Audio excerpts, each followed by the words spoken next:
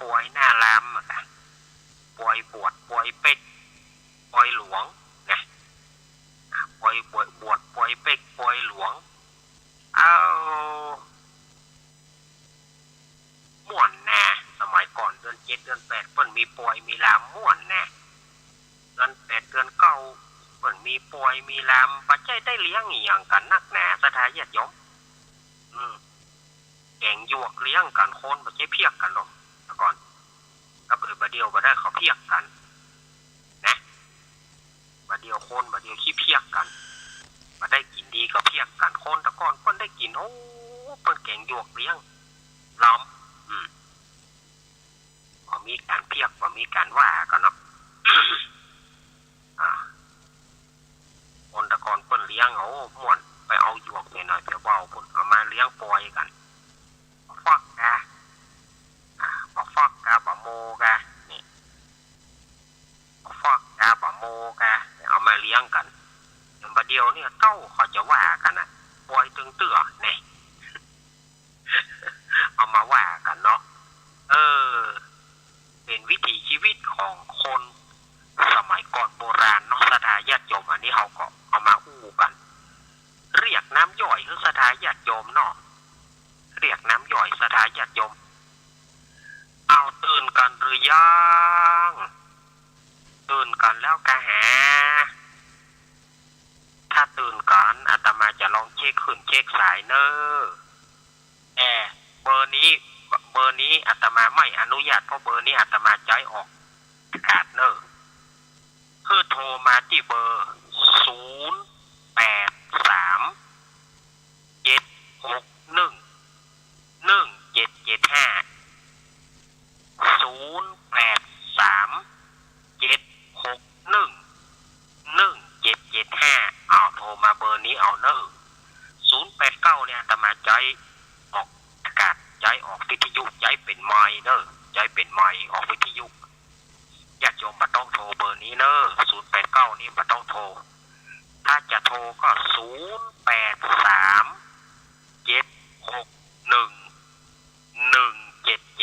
เอามีก็หาไผรับกันประตื่นกันตะก้าโอ้มีอยู่เฮ้ยเดี๋ยวเนออาตมาลองรับสายก่อนเนอเจริญพรแบบไม่ขานั่นแหละไม่สุเกี่ยวนะไม่สุเกี่ยวนี่แน่นอนไม่สุเกี่ยวศิลาพรฟังทั้งหมดติดจามมาแล้วนะคะขอบคุณนักๆนะแม่อุ้ยถึงน้ำทำคำสอนเนี่ยถึงที่จ้างพี่เปิ้งเนี่ยเวลามันจะเปิ้งยังต้องลงยองไม่จัดนะคะฟังมีสาระคติดีเนาะแต่นี่แหละฟังแล้วกับฟังแถมกับโม่อยู่เข้าใจนะเน้นฝนก็อ่อยเนอะฝนชุ่มฝนเย็นเนอะเรียกกับว่าของจริงโคนมันมีบนฟ้าของจริงทุกว่ามีคำไม่ออกนะค่ะเจ้าเป็นแล้วเจ้าฟังนะกับไว้สาธุกันเวนนะแม่อุ้ยสุเกี่ยวสอนสีนุ่นสอนไว้สาธุเจ้าสัตตุสีลาพรสีเกี่ยวแม่แล้วอาจจะมาถึงว่ามีไปพ่อแม่อุ้ยสุเกี่ยวบางสายเฮ้ยกันนั่นเจริญพรไม่สาเจ้าลูกเรียนเจ้าแม่โทรจากไหนจากทางปากเจ้าไม่น้อยคุณผู้ดีเจ้ามาเป็นที่สามคนดูใจสุดกำมอนที่น้องเป็นพักที่สามเนี่ยแม่น้อยตื่นเจ้าเลยเนี่ยแต่เจ้าตั้งฟังอย่างนี้ละเจ้าฟังก็ชักพอ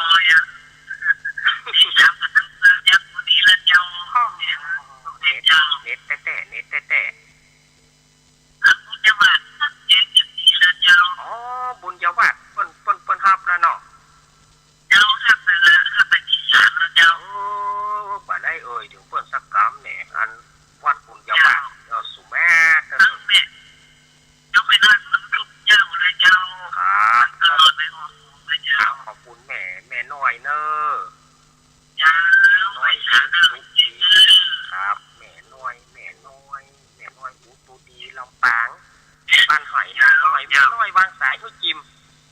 แม่น้อยกดแม่น้อยกดวางสายให้จิมสายอื่นจะเข้าขอบคุณเด้เนี่ยแม่น้อยบอกให้วางสายเนี่ยอย่าเรินปอนอย่าเรินปอนติดแล้วเจ้าจากทางได้จ้ะลงไปน้องจังคืนเจ้าโอ้น้องจังคืนหรอน้องจังคืนหรอปูนนี่นะเจ้าแม่ชื่อแม่ยังรายงานตัวชื่อแม่วิไลอีกอะหัวฝ่ายบ้านน้องไปขาเจ้าทำทุกครั้งที่ท่านออกเจ้าจะมาได้โทรเนาะเจ้ากำลังโทรอยู่ในเจ้าอันนี้ครั้งแรกเนาะเจ้าเสียงจะโทรมันเอาบัตรตัดรถกับบัตรตัดรถอัพนี่นะไม่สารนะเจ้าขอบคุณเนอแม่เนอเจ้าแม่วิไลโอ้น้องจ้างคืนละปูนแม่วางสายเฮือกำเนอแม่กดวางเฮือกำขอโทษแม่กดวางเฮือกำสายอื่นเข้ามาได้แม่ถ้าอาตมากดขวางไปหมดอ่ะอย่าเรินปอนไม่สารเจ้าทุกแม่สีทองเจ้าโอ้ยเปิดได้ดึงแม่สีทองนี่ดึงเนียบเอาเลยเนาะ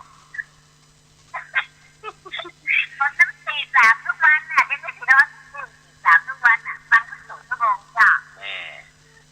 วันนี้มาแปลกเนาะวันนี้มาแปลกหน่อยแน่มาแปลกเหมือนมาแปลกออนไลน์กับเพื่อนอ่ะออนไลน์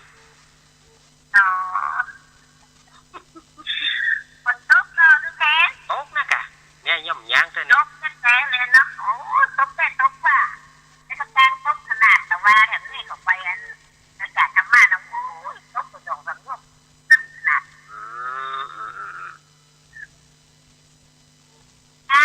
ชัดเจนดีนะทุกแม่ขอบคุณแม่สีทอนเจ้ากำลังใจแม่ครับขอบคุณแม่สีทอนเปรมจิตชัยประการไม่สาเจ้าครับแม่สีทอนวางสายคือกับขอบคุณอย่าเรินปอนโอ้โหแม่ใส่ทอง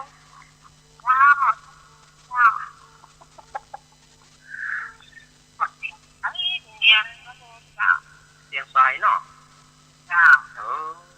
คุณโต๊ะก็ห้วยการน่ะวันนี้บ่มีกะ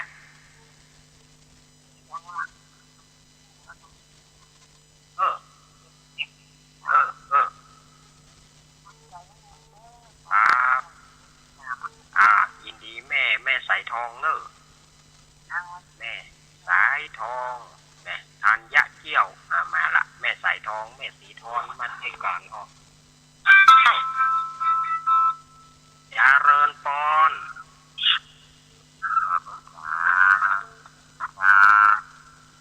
อาจจะทางใดเนี่ยมาจากอันนี้พ่อหนานจอนนี่เนาะพ่อหนานจอนเนาะพ่อหนานจอน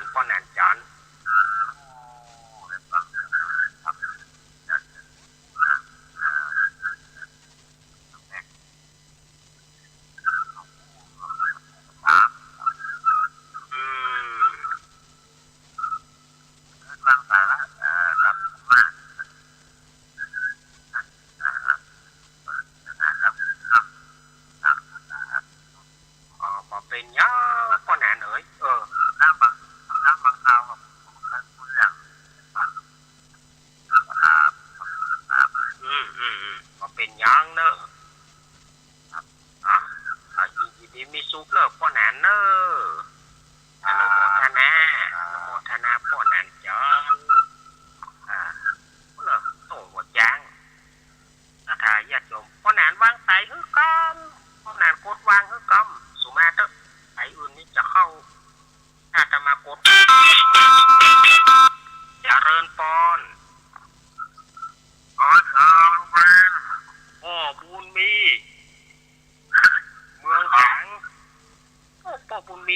เจ้าเนาะ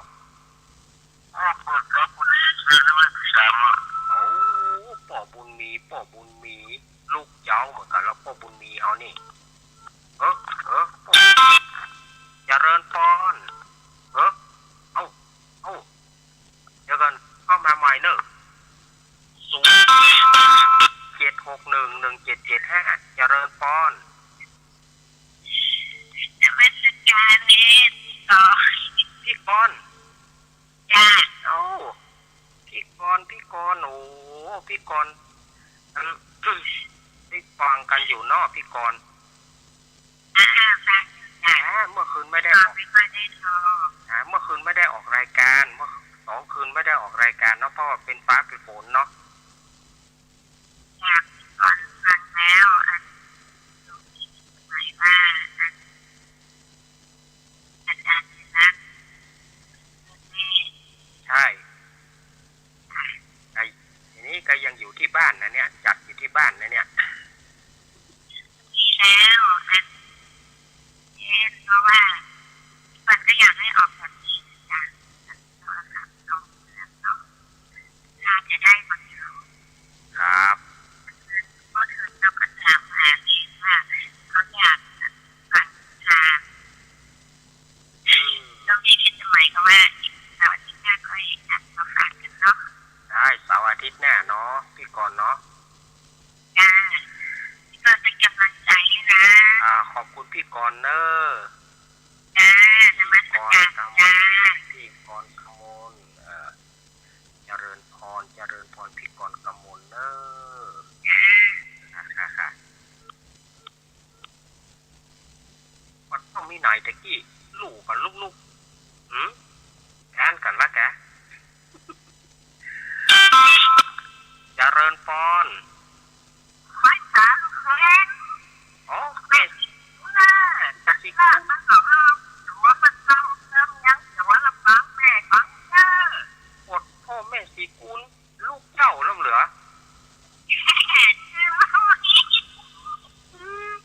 ลูกเนี่ยเจ้าลูกเจ้าแต่เจ้าว่าแต่แม่สีกุลบ้านหนองรองลำปาง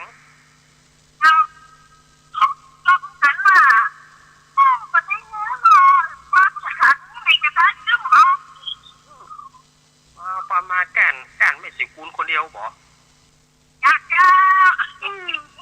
การตัวเก่าวะกะแต่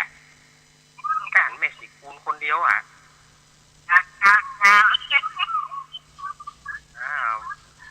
ยินดีแม่สีกุลนะอนุโมทนานะอยู่ดีมีซุกเนอะแม่สีกุล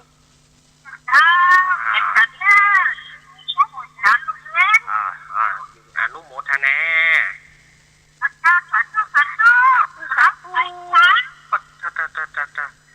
เจ้าใจแต่ละแม่สีกุลลำปางนี่นะยินดีแม่สีกุลกดวางคือจิมกดวางคือจิมแม่สีกุลกดวางคือจิมนั่นกะใครอื่นจะเข้ามาก็ได้0837611775โทรเข้ามาถ้าอยากชมอยากจะจะจากันนะเบอร์089บ่ต้องโทรเพราะว่า089อาตมาใช้ออกอากาศใช้083นี่เนอะ0837611775ไม่ไหนมดตะกี้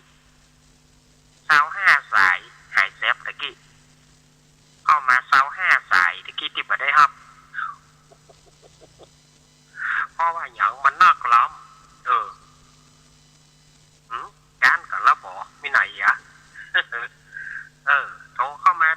า0837611775มาละเจริญพรจากทางใดป่อป่อบุญศรีป่อบุญศรียานะหายไปเมินเนี่ยป่อบุญศรีเนี่ยเหมือนนั่นเลยครับแต่ฟังอยู่ ถามหาอยู่นะ คนกูมองอ่ะแต่มันโทรแบบตอนนี้มันเห็นมันใส่มาได้เลยลองโทรก่อนนะครับอันนี้มันเป็นเบอร์สำรองไว้เนาะครับบอกผมจะตั้งใจนะครับครับผมก็รอบที่ผมโทรนะครับพ่อบุญศรีพ่อบุญศรีมาแล้วเนอะเดี๋ยวพ่อน้อยบุญปานอย่ามาละพ่อน้อยบุญปานพ่อบุญตาลอย่ามาละอย่าเริญพรอาจารย์ครับจากทางได้ของทางกิจครับนมัสการครับหลวงตาอาจารย์ว่าครับหลวงตาอยู่ที่ไหนไม่เจอกันตั้งนานไม่ใช่ว่าหลวงตาหายจากคลื่นวิทยุไปตั้งนานเนี่ยหลวงตาในบ้านครับสมุทรสงครามงานประจำที่คืนนี้แหละครับครับผมนมัสการครับหลวงตานมัสการครับหลวงตากฤษปางโมยังดาวเด้อญาติโยมหลวงตาไปเมินแล้วนี่เจริญพรไม่สาเจ้าจากที่น้อยเม็ดน้อยบ้านจะโถกตำบลสงขลาอำเภอเมืองลำปางเจ้าอันนี้แถมไม่น้อยเนาะไม่น้อยจะโถกติดป้ากันพูดกับเจ้าที่ป้ากันพูดนะไอ้42เมียงเจ้า42เมียงแม่น้อยไอ้ถ้ามันได้อู้กันดีมันสูงสารอุ่นแอน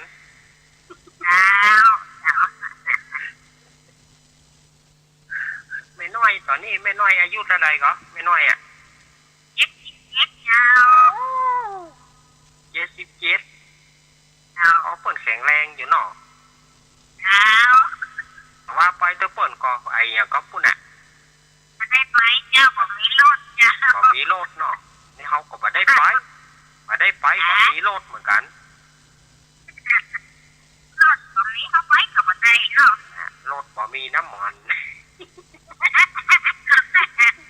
รถเองอยู่เลยนะเล่นรถบ่มีน้ำมันว่าเล่นเอาแม่ก็ชอบเล่นแม่น่ะกะยินดีแม่น้อยเนอะไว้ก่อนเจ้านะแม่น้อยนะวันนี้กันลำปางเนอะลำปางมากันนักหนาป้าเนอะลำปางแม่น้อยวางใส่คือจิมแม่น้อยกดวางคือจิมกดวางคือจิมแม่น้อยกดวางคือจิมขอบคุณอันสายอื่นจะเข้ามาได้นี่ก็0837611775โทรเข้ามามันจะโทรเข้ามาอาตมาโทรได้อยู่เนอะแม่เพนแม่เพนตื่นหรือยังแม่เพนเอาความมาห้องหมู่เดียวกันนะเนาะ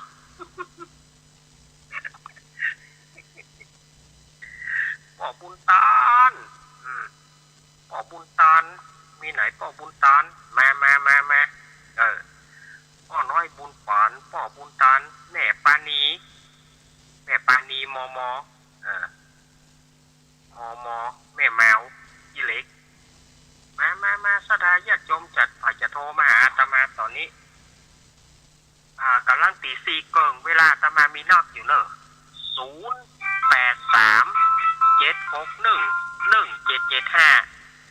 0837611775ยะเริญพรจากทางใดแม่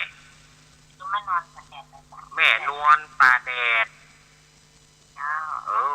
แม่นวลแม่นุกฟังอยู่เนาะอันนี้ขึ้นวัดไฟอินเนาะแต่ว่ากะยินดีแม่นวลเนอะสาธุแม่นวลป่าแดดปุ่นบ้านแม่จันปุ่นเจริญพรแม่เพนจะได้จัดแล้วจัดจ้ะจัดนะกะกับว่าเทศนะ15เดือนเนาะกระดุมเม็ดของว่าเท เลยเนาะ จัดที่บ้าน จัดเจ้ามาจ้ะ จัดตั้งแต่ตี 3มาละ โอ้เจ้าเห็นบ่บอกหูเด้ ก็ไปเป็นยังมันบ่ได้บอกเพราะว่าเจเจบอกพอ10พอ10 โมงป่ายแล้วเจเจว่าจัดวันพุธจัดที่ 3เนอะอ้าวจัดยังได้นะเด้นี่ เจ้า อุปกรณ์ก็บ่ครบ เลขของมึงเห็นแล้วเห็นน่ะโอ้ยมันก็เราลองเช็คพอกันหน่อยเนาะ เอาอย่าหน่อย นี่เป็นตัวสมอย่างเลยเหรอ อยู่บ้านนะ อ๋อจ้ะเอาอย่าหน่อยอย่าหน่อยอาจจะจังในฟ้าสว่างตา เอาอย่าหน่อย จ้าว่าจ้าในฟ้าสว่างตาในธรรมะสว่างใจสว่างตาและแสงฟ้าและแสงคำเจ้าชัดเจนและเด่นเด้อเป็นใจเด่นเด้อ ครับ เย็นโดยเจ้าว่าเจ้า ครับขอบคุณแม่เพนเดี๋ยวเปิ้ลจะถามว่าสโลแกนแม่เพนมีไหนเอกอะสโลแกนนี่มันขาดมาได้หรอสโลแกนตัวนี้ขาดมาได้เดี๋ยวแม่เพนวางสายโคตรวางก็เอาโซมานะ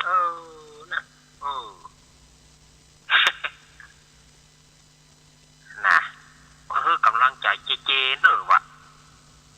เจแม่เพนคือกำลังใจเนอะหูแล้ว โหแล้วเนาะใจยังเฮาต้องห้องหัวใจยังเฮาปวดมันหนีไปรับ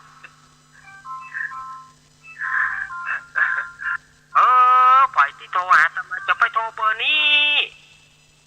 เจริญปอนจากที่ไหนแม่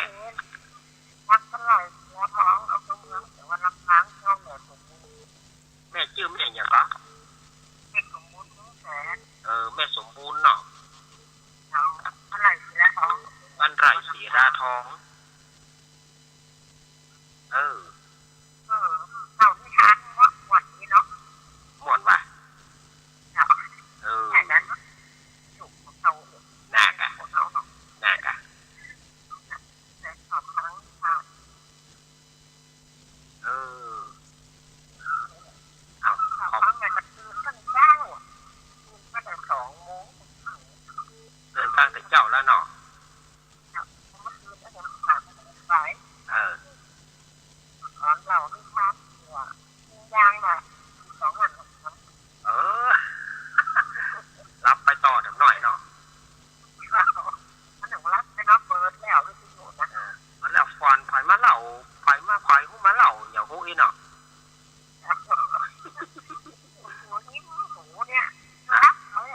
น่ากัดตอนรับน่ากัดเนาะฟอนไผหูมาหนังเหล่าอีเนาะยินดีแม่เนอะอนุโมทนาแม่เนอะโมทนา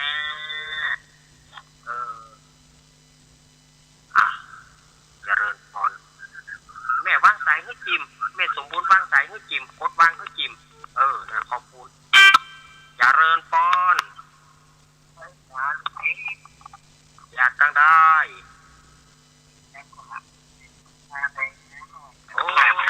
ป้อนแ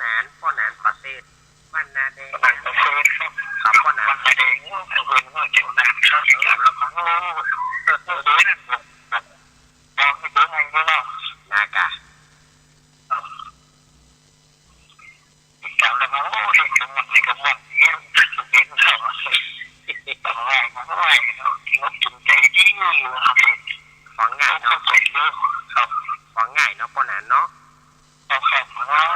เป็นเด็กเนี่ยวันสงวันที่ขอบคุณป้อนแหนเนอะครับกำลังใจลุงเล็กนะครับเด็กที่สุดอันยังว้าวนะครับคนสวยๆบอกครับขอบคุณป้อนแหนประเสริฐบ้านนาแดงนาหน่อยจังหวัดน่านป้อนแหนโคตรวางให้จิมป้อนแหนโคตรวางให้จิมครับป้อนแหนโคตรวางสายอื่นจะเข้ามาขอบคุณอีกอะมีอยู่ก็083 761 1775 083 761 1775ถ้าว่าใครที่จะโทรมาหา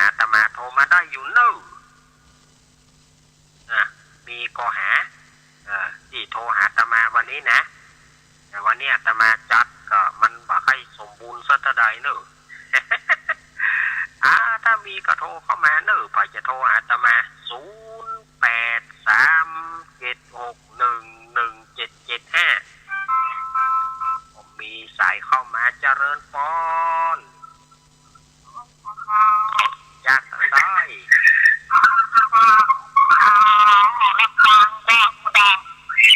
ลำปางลำปางบ้านอย่างแม่พระบาทคุณเกิดอีบ่เอาพระบาทคุณเกิดอันนี้โยมแม่โทรมาครั้งแรกเนาะจ้ะชื่อแม่ยังรายงานตัว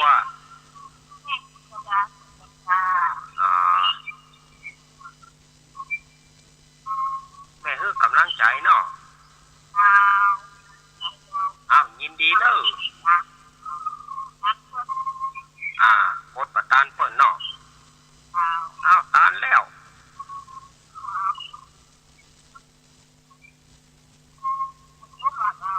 โต๊ะกะยินดีเนอะแม่เนอะเจริญพรแม่วางสายให้จิมนะโอ้เขานึกว่ามีไปฟังนี่แต่เปิ้นก็โทรมาล่างไหลกันโทรขนาดเหมือนกันเนอะสถานยมดูเวลาตมายังเหลือ20 นาทีอยู่เวลาตมาเหลือนอกอยู่เนอะสถานยมไปจะโทรเข้ามา0837611775โทรเข้ามาเนอะโทรเข้ามามามาจากก่อนเนี่ยทางสายใต้เฮาผู้บุญมีมาแล้วสายใต้เฮาแม่สุกเกี้ยวมาแล้วแม่เพนมาแล้วแม่สายทองมาแล้วนะสายใต้เฮานะสายตั้งจอมตองแม่อุ้ยล่าบ่ลูกเจ้ากล้าอุ้ยล่าน่ะเจริญพรอันนี้แม่แก้วมันกัดพุงเด้อแม่เจ้าอวดล่างกะแก้วมันกัดพุงอำเภอเมียงจังหวัดลำปางอันนี้ก็ไม่เกี่ยวเหมือนกันเนาะอันนี้แม่แก้วแถมแก้วกะแม่เกี่ยวแถมเกี่ยวแสงมณีมันกำลังมันเริ่มเด็กมันกันจะมาขัดตามวันเนี้ยเนาะว่ากันว่าลองกันกำลังอีกมาตามเพื่อนเนี่ยกำแล้วบัตานกำเลี้ยวบ่กันนั่นแหละพังเพื่อนกระมวลได้เด้อแม่เกี่ยวอายุเท่าใดประเดี๋ยวนี้อายุแม่เท่าใด79เจ้าแค่แล้วนะพี่ลุงแค่แล้วปัจจัยหนุ่มเนาะมันแก่ไปทั้งวันเนี่ยครับนานนะจ๊ะเข้าเมาเนี่ยมั้งแต่กายหัวเข้านะจ๊ะหัวเข้าเนาะเดี๋ยวนี้ทำไม่หัวเข้าเป็นยังเฮ้ยนักแกพ่องนะเดินไปไก่ทำได้เดินไปไก่รถถีบเอาได้รถถีบนั่นนะจ่ายตัวจุ๋ยเด้อเฮ้ยแม่เฮ้ยถ้ามีตัวจุ๋ยมันได้ไปว่าน่ะกะอยู่ดีมีสุขเนอะอนุโมทนาบุญอนุโมทนาแม่เกี่ยวอันนี้ก็ไม่เกี่ยวเหมือนกันแต่เสียงต้นไปเหมือนไม่เกี่ยวอวดล่างเหมือนกันนะไม่เกี่ยวนี่นะอย่างคล้ายๆกันเหมือนกันไม่เกี่ยวอวดล่างเสียงก็เหมือนกันแต่เปิ้นจะไม่เกี่ยวอวดล่างนี่เปิ้นจะโทรตอนปุ้นประมาณ6 โมงทุ่มปลายปุ้นเปิ้นจังโทรเนาะแม่วางสายให้จิมมันบัดกันนี่แม่ เล็กเกินคนเอาไป สาธุแม่วางสายให้จิมแม่กดวางให้จิมแม่กดวางให้จิมถ้าแม่บอกกดวางกับสายอื่นเข้ามาได้แม่สุมาเถอะเด็ด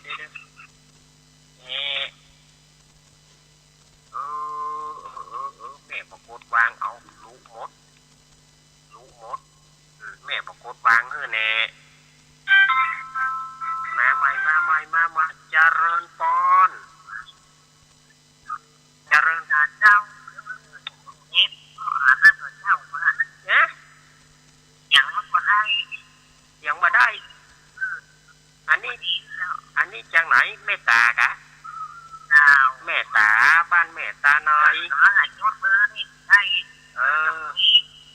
ได้ปัจจัยเพราะอันเบอร์นี้เอาออกอากาศเบอร์089ที่แม่ตาโทรกูเตือนนะเอาออกอากาศแล้วก็เลยจ่ายทำเบอร์หนึ่งก็หาได้นี่เนาะแม่ตาตั้งมาเจ้าเสียงคนที่หอแล้วใช้เลิกกำลังใจเนาะแม่ตาเนาะอยู่ดีมีสุขเนาะแม่ตาเจมีฮะนะเจเฝ้าคุมหันวันนี้คนตีคนตางเนอะวันนี้นะวันนี้คนตีคนตางยินดีแม่ตาเนอะยินดีเนอะขอบคุณแม่ตาอย่าเริงปอนแม่น้อมแม่น้อมสุภาวงศ์นี่ไหนเนี่ยพระโตดีลามเนาะอันนากาทุกคนก็บอกว่าใช่นากาลูกกันลูกแม่น้อมโตต้องมาดึกยาววันพุกก็เอาน้ำมนต์เนอะวันพุกก็เอาน้ำมนต์เนาะแม่น้อมเนาะดีแม่น้อมนักเนอะจริงครับตัวขอบคุณแม่น้อมเนอะแม่น้อมสุภาพวงศ์เจริญปอนติดแล้วไม่ตัดจ้าเอาจากที่ไหนเอาจากลำปางจ้าโอ้ลำปางบ้านอย่างแม่ตำบลวังเงินอำเภอเบตาเราจังหวัดลำปางเป็นเด็กเมืองจ้าแม่ชื่อแม่ยังรายงานตัวฮะพังตึงวันบอกวันนี้ได้ปีตึงวันโทบัตติเนาะตึงวันโทบัตติเนาะ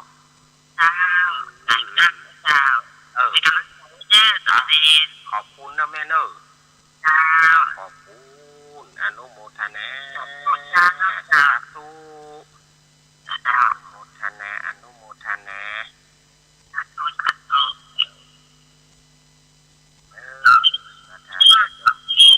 แม่กดวางเพื่อจิมแม่บอกกดวางแม่เปิดวิทยุให้แล้วนั่นน่ะนี่ก็หา0837611775มีก็โทรเข้ามาเนอะ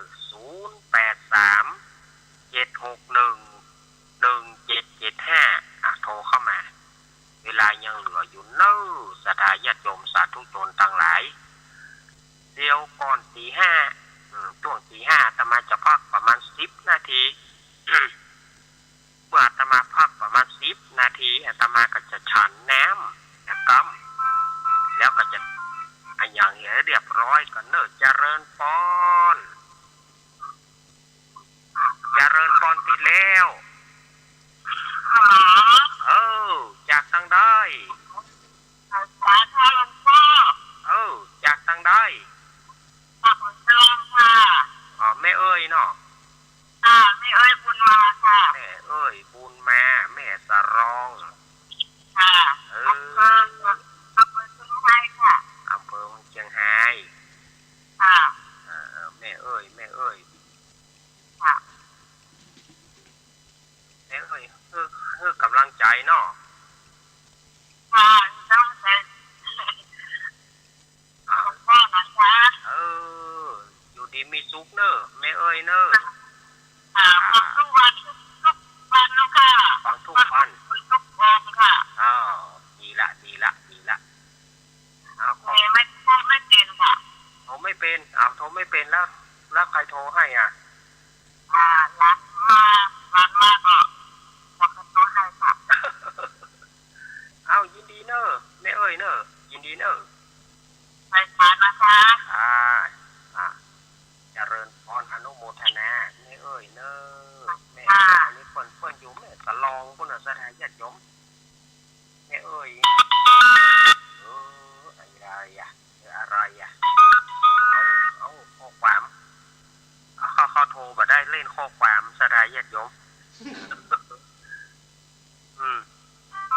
โทรมาได้เล่นข้อความเอาถึงแอนประจังเนอะเจริญพรเอาจากทางใดแม่พัฒนาเจ้าพัฒนาเจ้าแม่สุเกี้ยวเหมือนกันเนาะแม่สุเจ้าแม่สุเกี้ยวนั่นก็ไม่ให้เราออกอาการนะครับอันไม่ได้ที่ทำใหม่เจ้าอันนี้เอาเบอร์นี้สำรองไว้เนาะเจ้าเพราะว่าเบอร์089คือเอาออกอากาศครับเพราะว่าวันพุธก็นอกวันพุธก็โทรเบอร์เดิมนะเจ้าแม่สุเกี้ยวเจ้าศรีโพธารามสารปีแม่บ่ได้ถามอย่างนอกเจริญพรมาตรการอินรักจากตั้งบ้านอุโมงค์เนาะแม่ชื่อแม่ยัง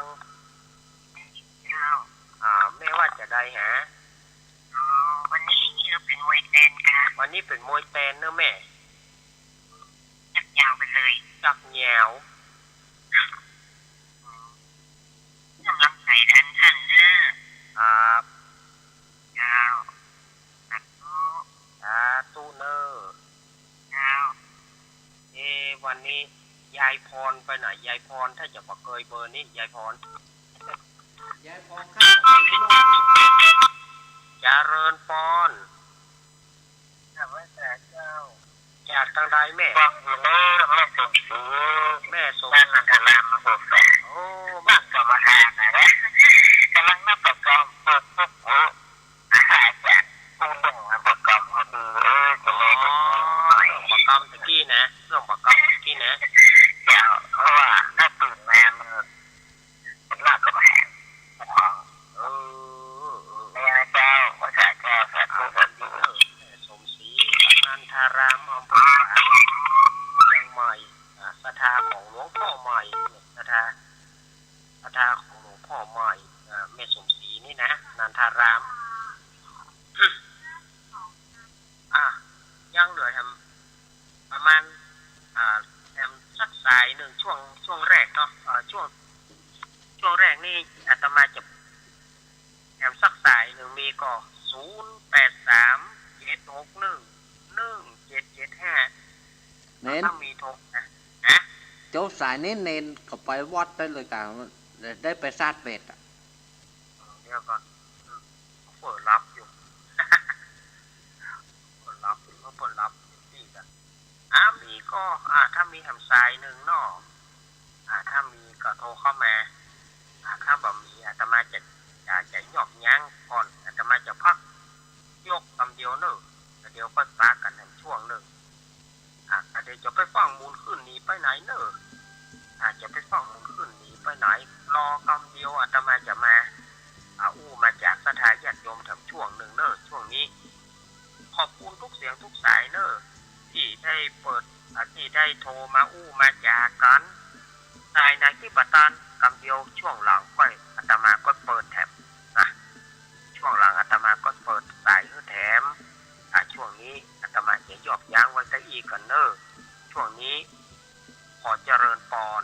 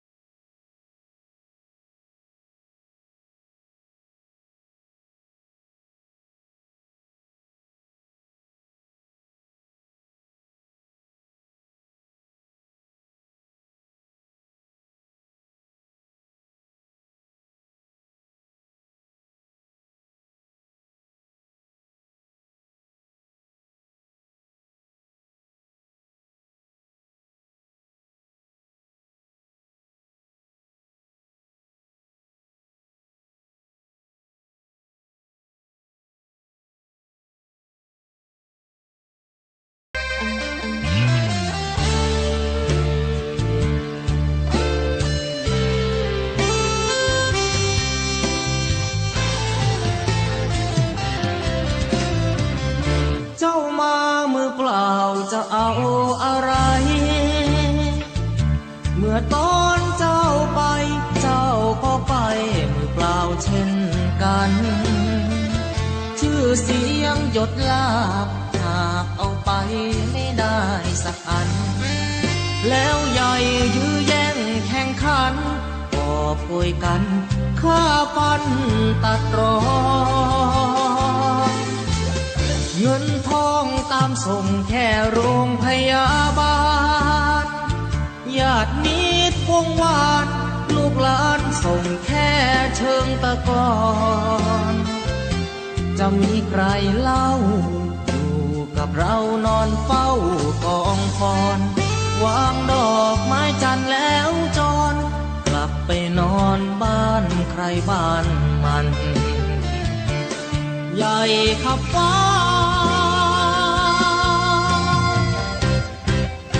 แต่ยังเล็กกว่าฟ้าล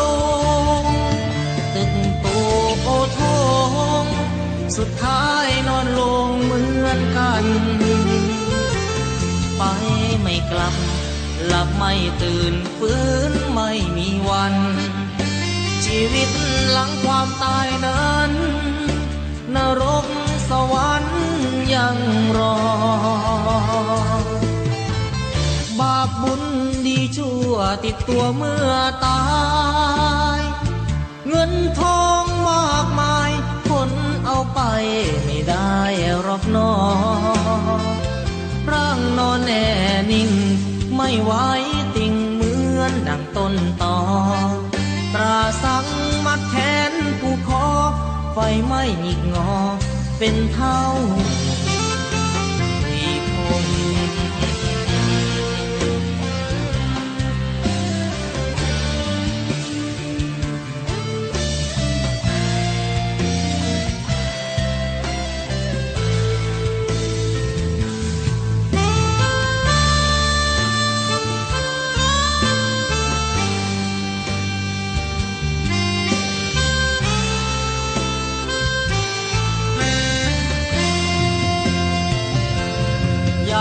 ขับฟ้า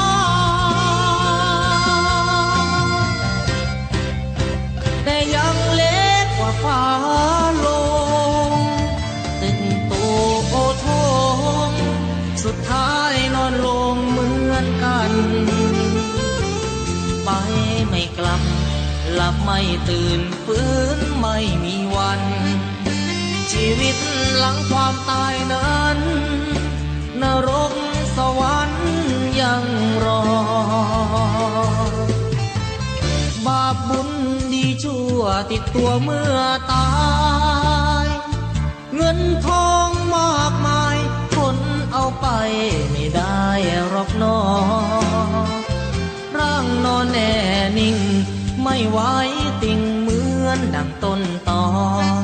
ตราสังมัดแขนผู้คอไฟไม่หงิกงอเป็นเท่าหุยพง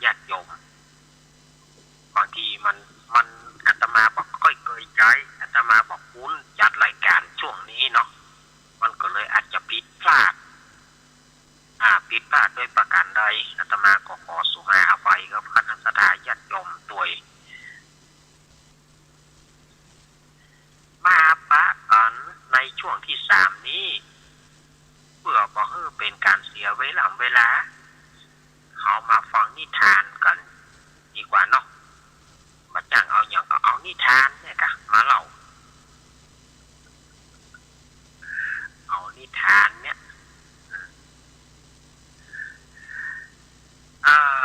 นิทานเรื่องต่อไปนี่เปิ้นก็ชื่อเรื่องว่าคนไร้ความกตัญญูคนไร้ความกตัญญูมันเป็นจะไดก็เมื่อมาละสถาญาติโยมก็มีนายพรานคนหนึ่งนายพรานคนนี้นะอยู่เมืองพาราณสีปุ่นเอ็นขึ้นเจียงใหม่เปิ้นฮับสัญญาณนั่นเด้อขึ้นวอดไฟหินนะเปิ้นฮับแล้วกับเปิ้นฮับตั้งแต่ตี 3มาละขอบคุณท่านอาจารย์ท่านพระครูสมุวิสุวัฒน์วรกิจโจนะครับที่เปิ้นฮับสัญญาณเนาะนายพรานคนนี้อยู่เมืองพาราณสีแต่ก็ไปล่าสัตว์ล่าสิ่งตำป่าไม้ปัดป่าเสาะหวางเสาะฟานเอาหมดเอาเปี่ยวจ้างปุ่นนายพรานคนนี้นะโอ้กำกึดมันใหญ่เด้เอาเปี่ยวจ้างพวกนี้จ้างการอย่างก็เอาหมดนายพรานคนนี้บ่เว้นบ่ไว้อย่างอันนี้เป็นสัตว์มาพียังเอาสดายญาติโยมมันจะล่างดีกินวะฮะมาพีนี่นะมาโจกวอนี่นะมาล่างดีกินวะฮะ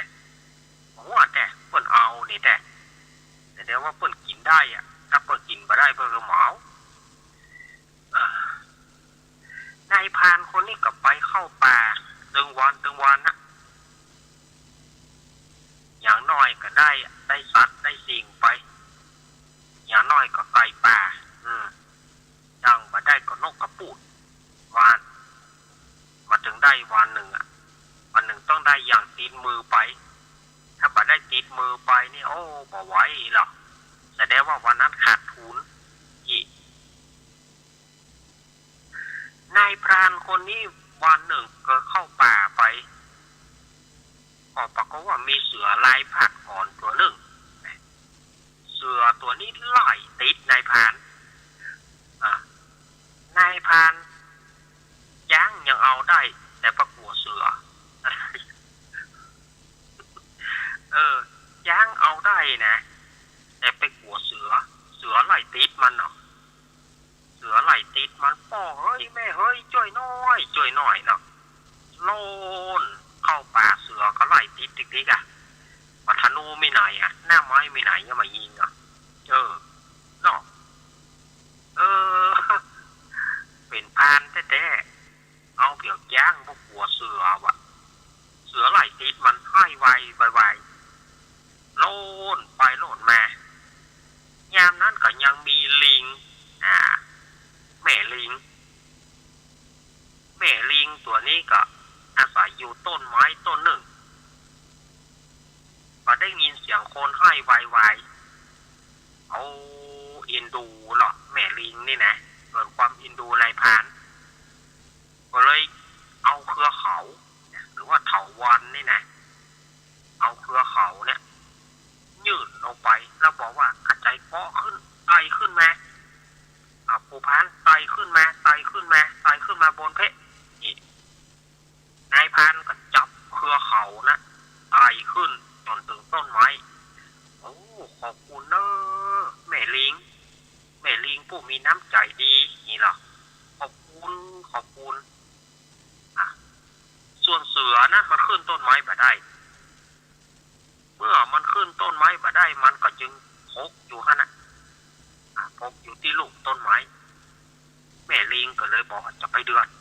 เสือมีหั่นไล่มันไปกะแม่ลิงก็เสือไปคนหัวไปถ้าบ่ได้กินอย่างตึ้มไปนี่แน่เสือมันก็ว่านหรอไปทีนี้อยู่ใน ายพรานนี่ก็ลงต้นไม้มาได้ลงก็กลัวเสือมากินเพราะเสือบ่ไปจนพอมืดเมื่อมืดเดิกแล้วเสือก็ตื่นไปเสือพกเอามันเสือพกเอามันทีนี้เนี่ยใดเดิกมาแล้วก็เปลี่ยนกันไปจะอยู่เวรนี่หรอไปจะอยู่เวรแม่ลิงก็บอกว่าข้าหับอยู่เวรเองตัวรับเถอะตัวอิดตัวเนยมารับเถอะนายพรานก็รับไปเมื่อนายพรานรับไปลิงก่อนทำหน้าที่เป็นยามเป็นเวรยามถ้าถึงเวลาก็บุกฆ่าตัวเนอะฟ้องฆ่าตัวเนอะนายพรานมันก็ว่าเมื่อนายพรานรับไปแม่ลิงก็รับอาสาเป็นยามเป็นรปภ.เนาะทีนี้เสือก็เอิ้นมาลิงยูนายพรานนี่ตกลงมายูมันตกลงมากูจะเอากินขึ้นชื่อว่าคนนี่นะมันไว้ใจบ่ได้ไว้ใจต่างวางใจคนมันจะโจรใจตัวเก่าระวังเนอะมันจะคิดประซื่อต่อตัวนะคิดประซื่อต่อตัวเก่านะยูมันลงมากูจะกินว่าทีนี้แม่ลิงก็บอกว่าโอ้เสือไปว่าเสือแขกเปิ่นมานอนบ้านนอนจองจะฮื้อข้ายูไปหามันเนี่ยถึงข้าจะเป็นสัตว์เดรัจฉานกระจ่างข้าก็อินดูเหมือนกันโลกเขาไปโคนข้าอินดูอินดูนะแก แต่มาเมินน่ะมันจะทำให้ตัวเก่านะขึ้นชื่อว่านายพรานเนี่ยมันไม่ใช่ไว้ใจมันไม่ใช่ว่าไว้สัตว์ไว้สิ่งนะมันจะฆ่าตัวเก่าไปปากแน่นะเจื่อฆ่าเตอะยูมันลงมาแต่ลิงก็บอกว่าอย่าได้กับว่ายูเพราะว่าอินดูเขาว่าทีนี้ก็บอกว่าเสือกับพกอยู่ฮะน่ะตึงไปไหนทีนี้ปรากฏว่าได้เวลาแม่ลิงกับปุกนายพรานพ่อพรานได้เวลาแล้วอีกนายพรานก็มานายพรานกับมันเป็นรปภ.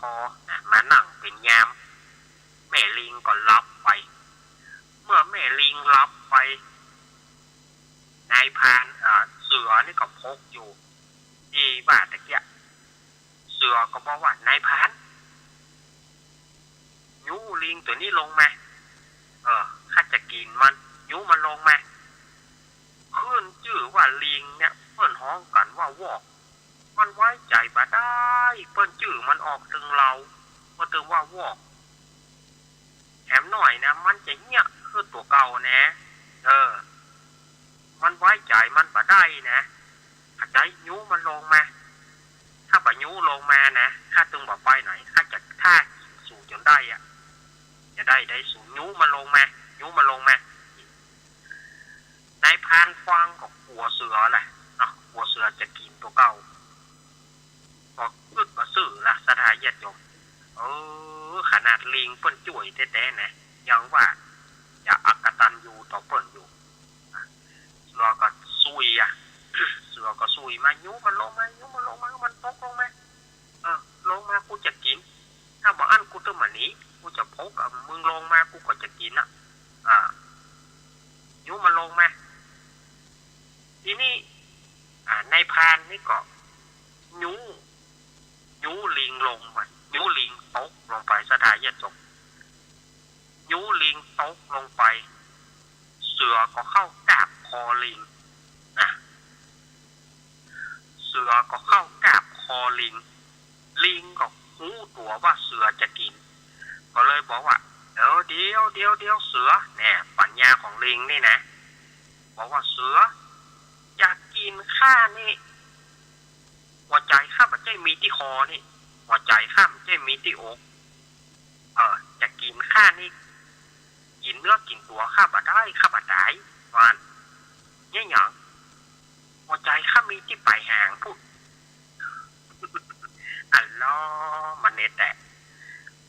ข้ามีที่ไปหางปุ่นถ้าจะกินไปหางเอาถ้าคบไปหางข้าจะตายถ้าคบคอข้าบ่ตายก็หัวใจข้าถอดไว้ไปหางปุ่นวันแน่ปัญญามันนะเอาตัวรอดมันนะนี่ก็บอกว่าเสือก็เจือแหละเสือก็เจือปล่อยคอลิงได้เมื่อปล่อยคอลิงได้ก็เลยกราบปลายหางลิงก็ยอมเสียสละปลายหางจะมาเมื่อเสือกราบได้น้อยเสือกราบปลายหางมันก็สวัสดปลายหางลิงก็เลยกุดน่าจะเป็นแมงอีกุดอีหุยนะเนาะสลายญาติโยมแมงอีกุดอีหุยนะถ้าจะนั่นนะหางมันเลยกุดโอ้นะมันน่าจะเป็นอย่างนั้นนะเนาะลิงก็เลยโล่นขึ้นต้นไม้โดยเสียปลายหางไปข้อนึงเมื่อลิงขึ้นต้นไม้ได้ก็ยังไว้ใจนายพรานอยู่นะสุมาเกินนายพรานข้านอนหายมือปะเกาะต้นไม้ดีข้าเลยตกแต่นายพรานยูแท้ๆนะลิงนี่ไว้ใจนายพรานขนาดนั้นเพราะว่าข้านอนหายมือข้าหลุดนอนหลับไปเสือกับเมื่อได้กินไปหางลิงอย่างน้อยก็ท่าอย่างใดนายพรานก็บ่ลงก็จบปะแจ้งเมื่อแจ้งมาแล้วมันได้กินมาก่อนหนีไปเหยียกับเสือตัวนั้นหนีไปพอแจ้งมาลิงก็ลุกมานายพรานก็ลุกมาแม่ลิงก็บอกว่านายพรานช่วยพอลูกน้อยให้ข้ากำเนิดข้าจะไปหาผลหมากหลากไม้นะข้าจะไปหาผลหมากหลากไม้ไปหาผลไม้มาฮื้อขอเฮิ่นนายพรานขอลูกคือข้ากำอีกว่าแล้วแม่ลิงก็ไปหาผลไม้เมื่อแม่ลิงไปหาผลไม้นายพรานนี่ก็หรือว่าลิงตัวนี้มันมีลูกกะเข้าไปพอที่ในโคนไม้ในโพรงไม้ในโคนไม้ไปหันใส่ลูกลิงดีละปิกไฟเฮาจะบะปิกไฟเฮาจะบะไฟมือเปล่าเขาเอาลูกลิงเนี่ยไปให้ลูกเขาเล่นเขาจะเอาลูกลิงไปให้ลูกเขาเล่นสายได้แล้วบอ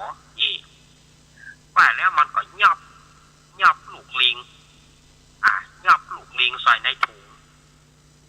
ยับลูกลิงใส่ในถุงเสร็จแล้วก็รอแม่มันมาวานเมื่อแม่ลิงมาหาได้ผลหมากหลากไม้มาได้ปลาจุกปลาไฟได้อย่างมาเนาะเมื่อได้มาแล้วก็ไต่มานายพรานก็ยิงแม่ลิงตายสลายญาติโยมเมื่อแม่ลิงตายกับนายพรานก็ดีอกดีใจเลยหัวน้อยเอาคือลูกเขาเล่นอันศพแม่มันซากศพแม่มันเอาไปแกงเขาว่าแกงลิงนี่ลำนี่หรอแฮบเอาลิงเนี่ยนะเมื่อบ้านสถาญาติโยมเมื่อบ้านจะเผียวบ้านอยู่จ้ำพ่ำนะจะเผียวบ้านอยู่ลอมปอมเกิดฟ้าผ่าสถาญาติโยมฟ้าผ่าที่ไหนแบบผ่าบ้านนายพรานนะพอดีฟ้าผ่าเปี่ยงบ้านนายพรานนะไฟไหม้บ้านเมื่อไฟไหม้บ้านไม่จองลูกกับเมียสามารถจะออกได้ไฟไหม้ตายกำกองไฟนั่นนะสถาญาติโยมนายพรานนี่อดทนโลนเลยหันฟ้าผ่าแล้วหันไฟไหม้บ้านมาโลนเข้าไปลูกเมียตายสุดดำตายกำกองไฟนั่นนะไฟสะอึกสะอื้นแผ่นดินอาจจะฮับความคนชั่วอย่างนายพรานนี่ได้ ก็สรุปแผ่นดินก็แยกออกสรุปนายพรานนี้ไปลงนรกอเวจีเป็นเวลาถึงชั่วกับชั่วกันจนถึงปัจจุบันนี้ยังนายพรานนี่ก็ยังมีอยู่ที่นรกอเวจีจะพ้นก็ต่อเมื่อพระศรีอริยเมตไตรได้ตรัสรู้เป็นองค์สมเด็จพระสัมมาสัมพุทธเจ้านายพรานคนนี้จึงจะพ้นจากนรกอเวจีนั่นแหละศรัทธาญาติโยมเอ๋ยทางที่เปิดจ่วยไว้ความกตัญญูกตเวทีบ่มีเลยเนาะยังทำกับเปิดได้อยู่เนี่ยตายไปก็ต้องลงนรกอเวจีจนปุณณะศาสนาพระศรีอริยเมตไตรลงมาตรัสรู้เป็นองค์สมเด็จพระสัมมาสัมพุทธเจ้าเมื่อใดนั่นแหละเขาจึงจะได้พ้นจากนรกกลุ่มนั้นม่วนก่อม่วนแน่สดายญาติโยมแต่เมื่อเขาตื่นมาเมื่อเจ้ามันก็ลื่นไหลดีนะสดายญาติโยมเนาะตื่นมาเมื่อเจ้ามันก็ลื่นไหลดีหรอตอนนึกว่าสมองมันบั่นแล่นนะเมื่อเจ้าเนี่ยอาตมานี่กลัวนะแต่ก่อนเนี่ยอาตมากลัวได้ลูกเจ้าเนี่ยเพราะว่าอาตมากลัวว่าสมองมันบั่นแล่นจะเอาอย่างมาเล่ากลัวมันแต่มันก็เล่าไปได้อยู่รู้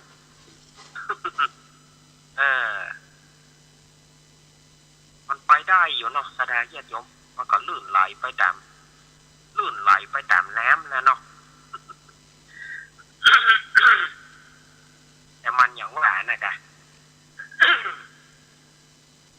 มันกะแอมกะไอนักไปหน่อยเพราะว่าลูกเจ้ามานี่มันสะอาดคอ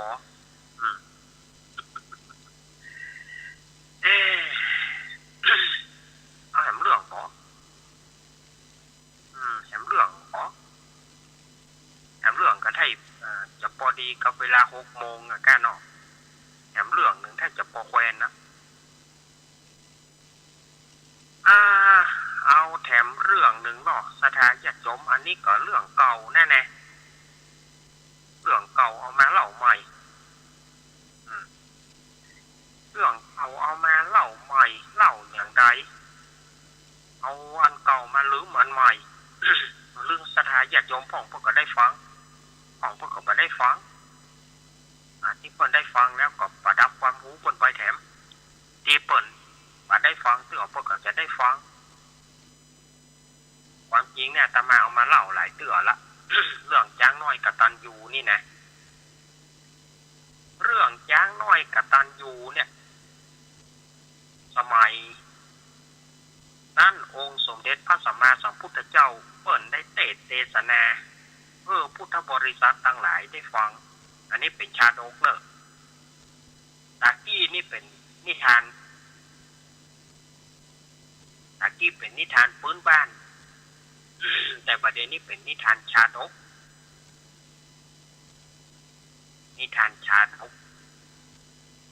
เป็นเรื่องของช้างน้อยกตัญญูสถาญาติโยมสมัยนั้นในอดีตชาติของพระพุทธเจ้าของเราได้เสวยชาติเป็นลูกช้างเผือกงามนี่หรอเป็นลูกของแม่ช้างซึ่งแม่ช้างเนี่ยตาบอด2 ข้างแม่ช้างนี่นะแม่ช้างนี่ตาบอดทั้ง2 ข้างลูกช้างก็เมื่อใหญ่มาแล้วก็ต้องเลี้ยงแม่เนาะลูกช้างนี่เลี้ยงแม่ไปหากล้วยหาอ้อยหาใบไม้ใบอย่างที่ช้างกินเอามาให้แม่ช้างเป็นประจำเนี่ยกะลูกช้างก็ขี้คร้านหรอกลูกช้างก็ไปเสาะหานั่นนะเสาะหาผลไม้รากไม้หากล้วยหาอ้อยหาใบหญ้าใบไม้เอามาให้ช้างกินเอามาให้แม่ช้างกินแม่ช้างก็สบายละได้ลูกพอใจการได้แล้วหรอ แจ้งมาลูกจ้างก็หาน้ำแล้วก็ไปหาผลละหมากลากไม้หากล้วยหาอ้อยมาป้อนแม่จ้างกินถึงวันเนี่ยค่ะแล้วอยู่มาวันหนึ่งนายพรานอันนี้ก็เรื่องของนายพรานเหมือนนะมีนายพรานคนหนึ่งหลงป่านายพรานคนนี้ก็ไปอย่างไปเสาะหาสัตว์หาสิ่งนั่นนะล่าสัตว์ล่าสิ่งแล้วก็หลงป่าค่ำมาบ่ได้จะปิกจังใดก็มาจ้างปิกห้อยนะนายพรานนี่ห้อยทีนี้ก็ลูกจ้างก็ได้ผลไม้มาละได้กล้วยได้อ้อยจะปิกทำนี่นะจะปิกทำก็ไปหันว่านายพรานคนนี้มันมาห้อยอย่างนี้ลูกจ้างก็เลยเข้าไปถามว่าลุงเป็นไผลุงมาห้อยอย่างนี้นี่นะโอ้ผู้พานได้ยินจ้างอู้มันก็สะดุ้งเนาะโหล่นบ่ออกไปหาว่าผีหลอกมัน ว่าใจผีนะข้าเป็นจ้างนะโอ้ยข้าเป็นลูกจ้างผู้กตัญญูข้าจะเอากล้วยเอาอ้อยเอาผลไม้ไปให้แม่อีกอะลุงเป็นไผมาให้อย่างนี้อีกอะเนาะนายพรานก็เล่าให้ฟังว่าลุงหลงป่ามาจะปีกบ้านขอจ้างน้อยไปส่งลุงกำเตอะอีกอะทีนี้ลูกจ้างก็บอกว่าโอ้บัดเดี๋ยวนี้มันข้ามแล้วลุงปีกมาได้เตื้อเอาอย่างอี้ดีกว่าไปนอนถ้ำข้าไปข้าอยู่กับแม่ข้าตาบอดทั้งสองข้างไปนอนตัวแม่ไปอยู่โดยแม่ข้าปะไปอยู่ตัวก่อนผู้ก่อนนี่กะโอ้ดีละจ้างน้อยเฮ้ยเจ้านี่จังมู้ใจลุงเนี่ยล่ะขอบคุณเนอะที่มีน้ำใจเอื้อเฟื้ออย่างกะจ้างน้อยก็ปู่พานขี่หลังปู่พานก็ขี่หลังจ้างตั้งกำนั่นก็ซอท่องกันแหละจ้างก็ซอจ้างลูกซอท่องกันไปซอท่องกันแม่สดาเย็ดจมพอซอท่องกันนายพันจ้อยจ้างก็จ้อยตอบนายพันซอจ้างก็ซอตอบอันล่อร้อนบกนะเนาะร้อนบกซอท่องกันจนไปถึงถ้ำแล้วก็ลูกจ้างก็ปาไปเพื่อหุ่นจักแม่ซึ่งแม่จ้างตาบอดถึงสองข้างอย่างที่อาตมาว่าตะเกียบทีนี้ก็อู้กันไปโอ้แม่จ้างก็ว่าลุงพันแต่ถ้าเมื่อนอนเนี่ยวันพุกจะเหื่อยน้อยไปส่งเอกะพุกจะเหื่อยน้อยไปส่งนายพันก็นอนรับจนถึงแจ้งมาจ้างก็ไปส่งลูกจ้างนี่นะจ้างน้อยนี่ไปส่งแต่ลูกจ้างเนี่ยแม่เพิ่นจะสั่งเสมอว่าถ้าว่าลูกไปทางนอกทางป่างนี่นะแม้นว่าเขาจะยับเขาจะบุบจะตีอย่างได้กระจ่างลูกอย่าได้กึดอาฆาตอย่าได้กึดฆ่าเขาเนอะถ้าลูกฆ่าเขาลูกจะไม่ได้เป็นพุทธเจ้าในอนาคตการภายภาคแน่ว่าลูกจ้างก็ฮับกับไปส่งนายพรานเมื่อไปส่งนายพรานถึงเขตแดนเมืองพาราณสีก็กำชับนายพรานว่าลุงพรานถ้าไผ่มาถ้าลุงพรานไปถึงเมืองแล้วอย่าได้บอกว่าข้าอยู่ที่นี่เนอะจะไปบอกคือไผ่เนอะโอ้แน่นอนกะจ้างน้อยข้าบอกนี่หรอกจ้างน้อยก็ส่งลากันเมื่อลากันแล้วจ้างน้อยก็ไปหาผลไม้ไปหากล้วยหาอ้อยส่วนว่านายพรานก็ปิกคืนเมืองนายพรานระหว่างทางเขาว่าเอาไปเขาจะมาได้อย่างติดมือมันเป็นไปมาได้เขาต้องไปทูลพระเจ้าพรหมทัตที่ทรงศักดิ์แล้วเขาจะ ได้รางวัลอย่างงามเพราะว่าเขาจะฮืบพระเจ้าพรหมทัตไปกองจ้างเอามาเป็นจ้างมงคลสดาญาติโยมเปิดบอกแล้วยังบอกฟังได้ไหนจะฮื้อนายพานไปนายพานคนนี้ก็เข้าขึ้นไปทูลพระเจ้าพรหมทัตขอเดชะพญามิพลเก้าเนี่ยอะไรเนี่ยว่าเดี๋ยวนี้ข้าพระองค์ไปปะใส่จ้างหน่อยงามเป็นจ้างเผือกสวยงามถ้าพระองค์ได้มาเป็นจ้างมงคลนะโอ้โหบ้านเมืองจะกั้นกรุงรุ่งเรืองอย่างมาจ้างอู้ลูกพระเจ้าพรหมทัตก็ยิงเหรอยิงมีที่ไหนข้าพระองค์จะรับอาสาไปเอาก็ได้ อันวันผู้คือเจ้าไปกองมาเอามาเป็นจ้างมงคลว่านายพานก็ไปเตรียมเครื่องพันธนาการหรือว่าเครื่องกองจ้างเนี่ยอาตมาก็บอกงูเนอะว่าเปิ้นมีอย่างพ่อเพราะเขาไปได้เลี้ยงจ้างเนาะเขาไปได้เลี้ยงจ้างเขาก็เลยบอกว่าเปิ้นจะมีอย่างว่าเครื่องพันธนาการของเปิ้นนั่นแหละส่วนว่าจ้างน้อยหาผลไม้หากล้วยหาอ้อยได้แล้วเกิดหลงป่าฝนก็ตกลมก็ลมจ้างน้อยก็มาเป็นห่วงแม่แต่เนอะแต่เวลาก็พอมืดพอค่ำพอขออธิษฐานจิตเปิ้นก็ตั้งจิตอธิษฐานว่าถ้าบุญข้าจะได้เป็นพระพุทธเจ้าในอนาคตการภายภาคหน้านั้นขอให้ฝนลมจงไปเถอะว่าอันยามนั้นฝนลมก็หายไปสถาญาติโยมฝนก็หายลมก็หายเมื่อบ่มีฝนบ่มีลมแล้วจ้างน้อยก็ปิกคืนอาศัยแสงเดือนปิกไปที่ถ้ำแล้วไปเล่าให้แม่ฟังไปเล่าให้แม่จ้างฟังแม่จ้างก็บอกว่าโยกของเจ้ากับลูกเฮ้ยว่ามีอย่างงั้นนอนลูกนอเอกะนอนเตอะเอกะเนาะแม่จ้างก็บอกลูกเข้านอนลูกจ้างนั่นก็ฝันนะมาถึงกลางคืนลูกจ้างนั่นก็ฝันว่าจะได้ฝันว่าได้ปัดปากกับแม่จ้าง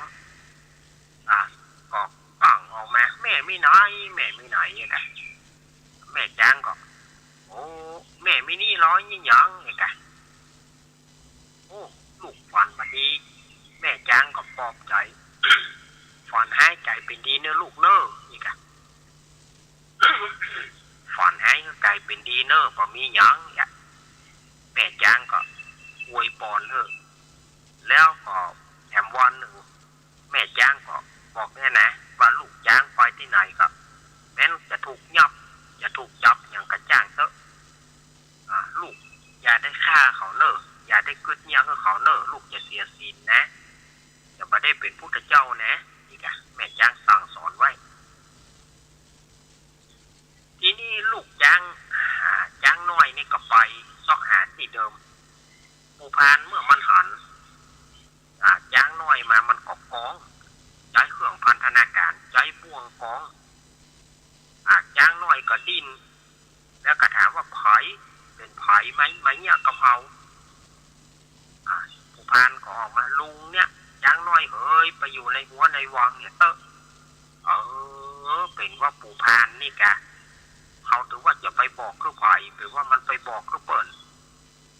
กึดจะฆ่านายพานนี่ก็กลัวเสียศีลกลัวว่าได้เป็นพุทธเจ้าอย่ามาได้เป็นพุทธเจ้าในที่สุดน่ะนายพานนี่มันก็เอาไปอยู่ในหัวในวังตัวลุงเตอะเจือลุงเตอะอย่างนั้นอย่างนี้อะกะจุ่มจ้างไปจ้างน้อยก็บอกว่าเขาจะอยู่สัก7 วันเพื่อนั้นแม่ก็เล่าว่ามีของกินกล้วยอ้อยที่เขาหามาไว้ก็พอมีอยู่ก็หาแม่ก็เล่าว่ามีกินอยู่ก็หาอีนะแม่ก็เล่ามีกินกุ้มหลายวันอยู่ เสร็จแล้วก็ตัวนายพานไปนายพานนี่ก็ปาจ้างเนี่ยเข้าไปในวังแล้วเปิ่นก็มีการอย่างก็เปิ่นว่ามีการสมโภชในญาติโยมสมโภชนี่ก็คืออย่างป่วยหลวงจ้างข้าขวัญจ้างป่วยหลวง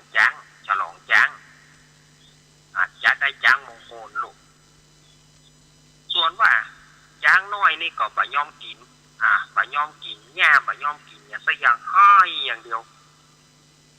จนถึง7 วันสดาญาติโยมนายป่วยหลวงแล้วก็จ้างอีเกป้องรำวงป้องจ้างดนตรีป้องปะ เอาไปเล่น7 วัน 7 คืนแต่เขาก็ไปพอจ้างบะยอมกินอย่างจ้างให้เขาก็มาทูลพระเจ้าพรหมทัตว่า จ้างมงคลของพระองค์เนี่ยให้อย่างคนวาน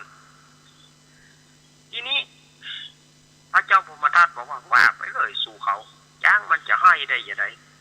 เขาจ้างให้แต่นะพระเจ้าค่ะพระเจ้าลองไปทอดพระเนตรพอพระเจ้าพรหมทัตก็เลยไปทอดพระเนตรแล้วก็ไปหันใส่เมื่อไปหันเข้าใส่ก็เลยถามว่าจ้างน้อยข้าเอาเจ้ามาอยู่นี่เจ้าบ่เปิงใจด้วยไอ้หยังมันมีไอ้หยังแกนี่อย่างบ่ยอมกินน้ำบ่ยอมกินอย่างสักอย่างลูกจ้างน้อยก็เลยบอกว่าพระองค์พูดดีแล้วแกที่เอาข้ามาอย่างนี้พระองค์เล่นสนุกสนานมีการสมโภชข้าจะถามพระองค์ว่าสมมติว่าพระองค์เป็นอย่างข้าแล้วมีแม่ที่ตาบอดอยู่ในถ้ำนั้นแล้วบัดเดียวเนี่ยใครจะพ่อจะกอยบัดเดียวเนี่ยบ่ล่างว่าเอาถ้ำตายแล้วก็บอกเพราะแม่ข้าตาบอดทั้ง 2 ข้างบ่สามารถจะไปไหนได้ พระองค์เอาข้ามาอย่างนี้พระองค์ก็ดีแล้วแกพระเจ้าพรหมทัตก็สะดุ้งมันหมายความว่าจะได้เลยถามว่าแม่ข้าตาบอดอยู่ที่ปากถ้ำปุ่นประเดี๋ยวนี้จะเป็นยังไงจะตกถ้ำตายแล้วกันว่าจะได้แต่พระองค์เอาข้ามาเนี่ยแล้วก็มีการฉลองข้าพระองค์ก็ถือดีนะถ้าเป็นพระองค์พ่อพระองค์จะเนี่ยจะได้โอ้ปู่พานมันฟ้องมันบอกว่ามันปะใส่เจ้าอีลูกมันปะใส่เจ้ามันถ้ามากองเอาลูกขอนั่นแหละพระองค์พูดเธอดีนะว่าพระองค์น้องพูดเธอดีเถอะถ้าพระองค์เป็นข้าเนี่ยพระองค์จะมีความรู้สึกจะได้พระเจ้าพรหมทัตสลดใจสดายจะยกพระเจ้าพรหมทัตสลดใจก็เลยฟังงดมหรสพตึงมดมหรสพหมดแล้วก็ขับไล่ปู่พานไล่ไปไก่ลูกไก่เมียมันเห็นว่ามึงนี่อกตัญญูต่อเปิ้นต่อไปนี้ห้ามอยู่ที่นี่ไปไก่ลูกไก่เมียมึงพานแล้วก็ปล่อยจ้างน้อยปิกคืนไปสู่ที่เก่าจ้างน้อยปิกไปสู่ที่ถ้ำก็โชคดีมีแม่ลิงรักษาเลี้ยงเอาไว้แม่ลิงรักษาเลี้ยงเอาไว้แม่จ้างลูกจ้างก็ได้อยู่กันจนถึงเสี่ยงอายุไขเมื่อเสี่ยงอายุไขนั่นก็ได้เอาจิตวิญญาณไปเกิดในสวรรค์ชั้นดุสิตคือสวรรค์ชั้นที่4องค์พระสมเด็จพระสัมมาสัมพุทธเจ้าของเราเพิ่นก็ได้จักเก่ามาบอกว่าพระเจ้าพรหมทัตในจักนั้นหากได้มาเป็นพระอานนท์ในจักนี้ส่วนว่านายพรานผู้อกตัญญูก็หากได้มาเป็นพระเทวทัตในจักนี้ส่วนอันว่าแม่จ้างก็หากมาได้เป็นจ้างที่ถวายน้ำร้อนน้ำเย็นเพื่อแก่พระพุทธเจ้าส่วนอันว่าแม่ลิงก็หากได้มาเป็นลิงที่ถวายน้ำผึ้งถวายรวงผึ้งแก่พระพุทธเจ้าส่วนอันว่าจ้างน้อยผู้กตัญญูนั้นก็คือเขาพระตถาคตในการรับบัดนี้อันนี้ก็จบนิทานชาดกนะถ้าอยากจบนิทานชาดกไปแหมเรื่องเนอะวันนี้เล่านิทานอย่างเดียวเล่านิทานอย่างเดียวเนอะวันนี้เผื่อเล่านิทานจบแจ้งพอดี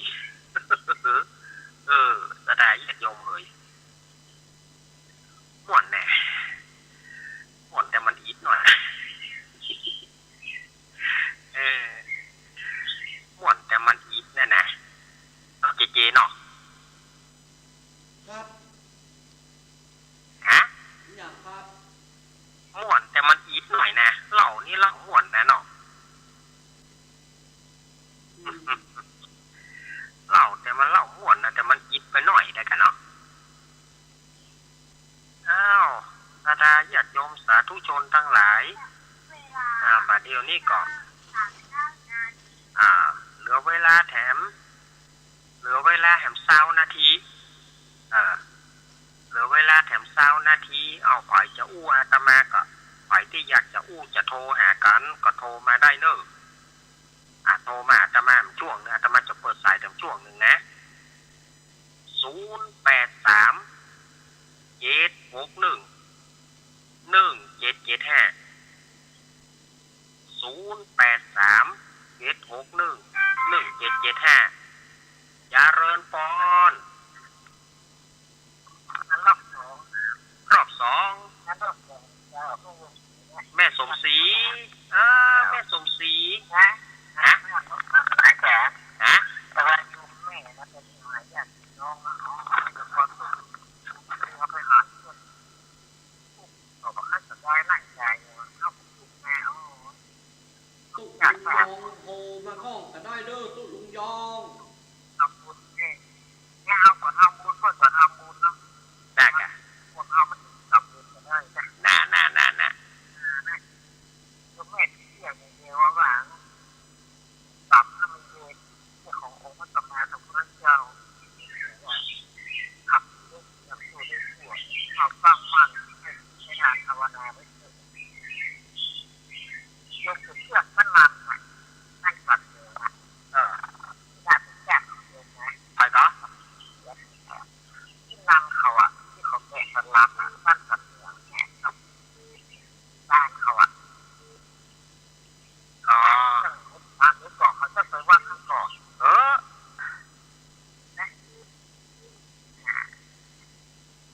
ญาติกันนั้นหลาย นะ เพื่อเจ้ากับโลกฝันนะครับ ยินดีเนอะแม่สมศรี สุขภาพแข็งแรงเด้อ สาธุแม่สมศรี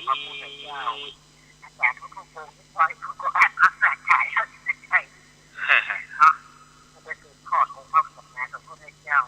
สมศรีแม่สมศรีบ้านนันทาราม แล้วไปทำบุญต่าง ยินดีเนอะแม่สมศรีเนอะครับแม่สมศรีทารามอะไรอำเภอฝาง 91อย่าง แม่สมศรีวางสายก็ก้อมสายอื่นจะเข้าสุมาเถอะสุมาเนอะแม่สมศรีวางสายก็ก้อมเนาะอีกะ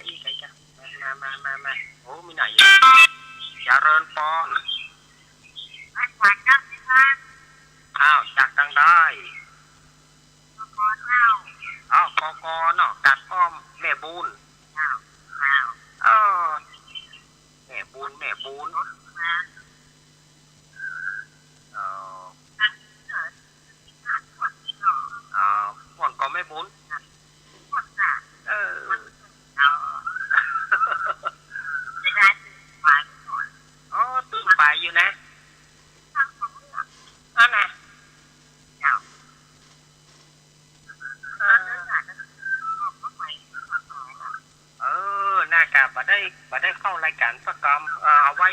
คนเนอะเอาอีกแม่เนอะแม่บุญ เอา ครับ เอา ยินดีแม่บุญกอกอกาดอ้อมมาแล้วกอมาแล้วเนอะแม่บุญกาดอ้อมมันยังใหม่กอแม่บุญเนอะยินดีเนอะเดี๋ยวเอามาเถอะญาติโยมเข้ามาเดี๋ยวโยมเปิ้นบอกเข้าใจจะไปโทรเบอร์นี้โยมจะไปโทรเบอร์นี้ถ้าโทรเบอร์นี้มันจะรูดจะไปโทรเบอร์นี้โทรมาเบอร์083 761 1775โทรมาเบอร์เบอร์089จะไปโทรมันจะรูด ถ้ามันหลุดแล้วมันเชื่อมยาก มาเถอะมันหลุดแล้วมันเชื่อมเนี่ยมันจะเชื่อมไปหาเจแถมเพื่อเจจะดีเลย์เข้าสถานีแถมมันแย่จะไปโทรเบอร์นี้จะไปโทรเบอร์นี้โทรมาเบอร์เพเนอร์083-761-1775โทรมาเบอร์เพเนอร์วันนี้นะโทรมาเบอร์เพวันผูกก็โทร089อย่าเรินปอนลุงเงี้ยอาจารย์ปางิ้วยังกระเป๋าจังโอ้แม่จอนปางิ้วเวียงปลาเป้าโอ้ม่วนเนาะม่วนว่าแม่จอนในภาพมันดีเนาะน่าใช่ดิน่ากะคนมันดีเนาะย่างตัวเนี้ยแต่พอโดนยกเมืองก็มาเจ้ามาเจ้าดีนะกะได้ดีนะครับบ่ได้ดีสักกรรมอ่ะทางลูกเองนี่เนอะกำลังใจนะเจ้ายินดีเนอะแม่จันเนอะยินดีเนอะแม่จันปางแม่จันปางนิ้วแม่จันปางนิ้วยังปลาเป้าโอ้จาเริญปอน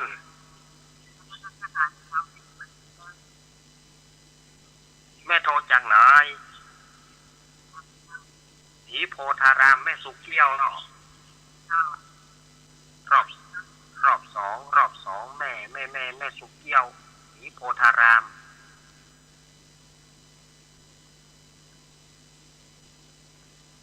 แม่กำลังใจเนาะโยมสุแม่เนอะโยมจะโทรเบอร์นี้บ่ต้องโทรเนอะโยมบ่เข้าใจหำละอาตมาว่าบ่ต้องโทรเบอร์นี้มันจะหลุดไปเน่โทรเบอร์เพเนอร์083-761-1775โทรเบอร์นี้เนอะเนาะ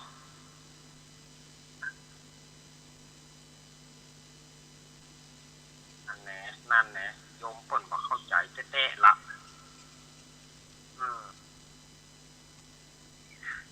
มันเคย089เพิ่นก็จะโทร089นั่นน่ะเนาะแต่089อาตมาใจออกอากาศนะโยมเนอะ089เนี่ยอาตมาใจออกอากาศ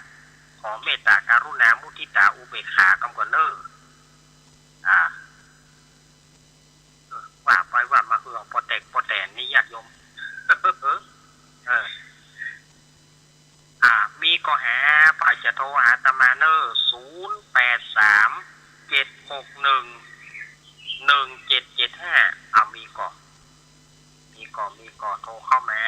เหลือเวลาอีกนิดหน่อยช่วง6 โมงนี่นะก็ใช่ช่วงตี 5นี่นะมีก็หา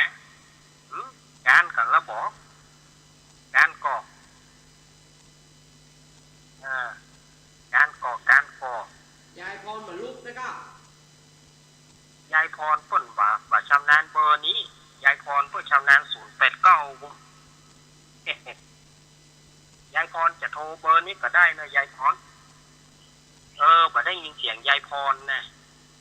ยายพรร้องงัวแดงสันกำแพงเชียงใหม่มายายพร083-761-1775โทรมาเบอร์นี้เนอะยายพรยายพรถ้าจะเต้งโทร089นั่นนะตะเกียตืดตะกี้นะยายพรจาเริญปอนไปครับโอ้ป่อบุญธรรมครับผมกำลังได้บุญกี้นี่กำลังได้บุญกี้นี่เน้นป่อบุญธรรมเน้นบอกป่อบุญธรรมโทรมาหาผมก็ป่อบุญธรรมเอาแต่ว่านี่ไปม่วนก็ป่อบุญจีนเนาะบ่ได้ไปหวานนะแต่ว่าบ่ได้ไปเนาะมีธุระอยู่ป่ พ่อบุญธรรมได้ไปสักกรรมเนี่ยครับรอบหน้าคุณกะจะมีโต๊ะสถาปงหนองไปจัดหลายนี่ใช่ไหมโอ้โหหมดเลยอ๋อแต่ว่านี่ได้ยินว่าสถาปงหนองไปนักนะโอ้โหน่าจะมีอยู่ครับรอบหน้าเออเนาะรอบหน้าเนาะพ่อบุญธรรมมันจึงมีเหมือนอยู่มีนักอยู่อ่ะเออ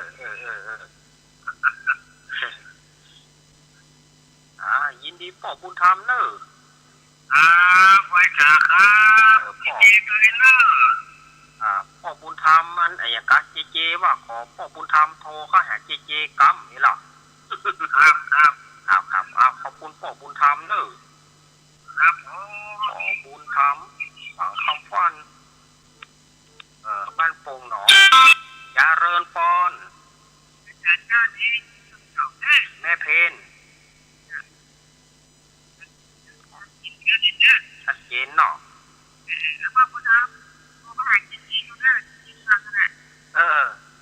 โตไปละครับนั่นนะกะ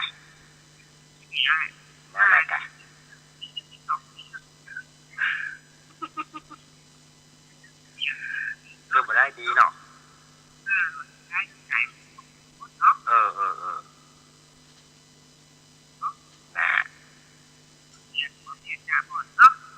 น่ากะ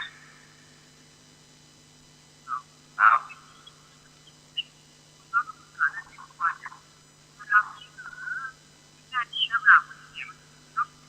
มันตึงมีหั่นหมด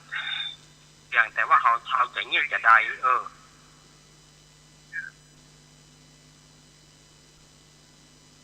หาดีแม่เป็นเนอะอ้าวถ้าญาติโยมเอ๋ยก่อนจะโทรหาจะมาเริ่มมีก่อเอาเหลือเวลาแหมพอแหมสัก2 สายในช่วงนี้เดี๋ยวป้ากันช่วงสุดท้ายเดี๋ยวป้ากันช่วงสุดท้ายเนอะช่วงสุดท้ายนี่ถ้าได้ช่วงสุดท้ายนี่6 โมงถึง 7 โมง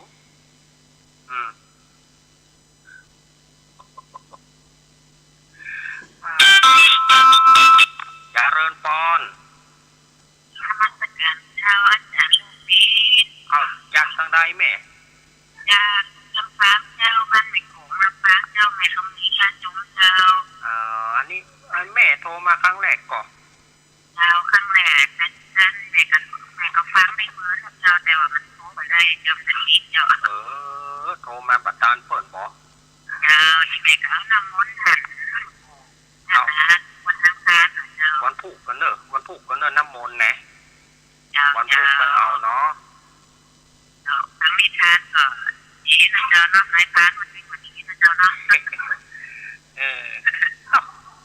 ต่อหมาเปิ้นเฮาอะหมาเปิ้นเฮาเหรอดุแม่ว่างสายคือกิมขอบคุณมีแถมอาตมาจะหับสายหนึ่งมีก็ช่วงที่3นี่นะมีก็แหมีกำมี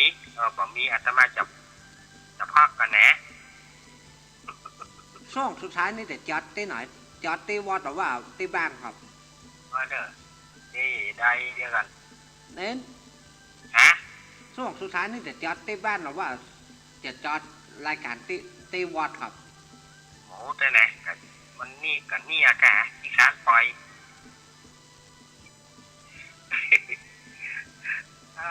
ละแต่ญาติโยมสาธุชนคนดีเฮาตั้งหลาย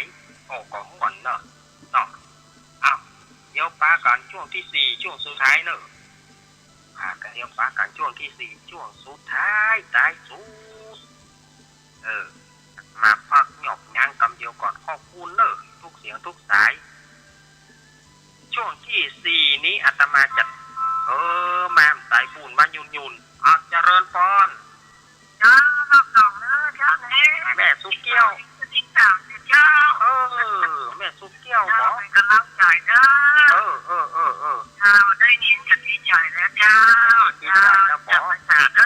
ขอบคุณเจ้า แม่สุเกี้ยวสอนศรีนุสรขอบคุณเอาล่ะอาตมาจากพักคำเดียวเด้อคำเดียวช่วงที่3ช่วงที่4เนี่ยอาตมาจะมาแทนหลวงพ่อสังวรศรีลาภิรักษ์วันนี้ขอจริงเป็นวันของเปิ่นนะ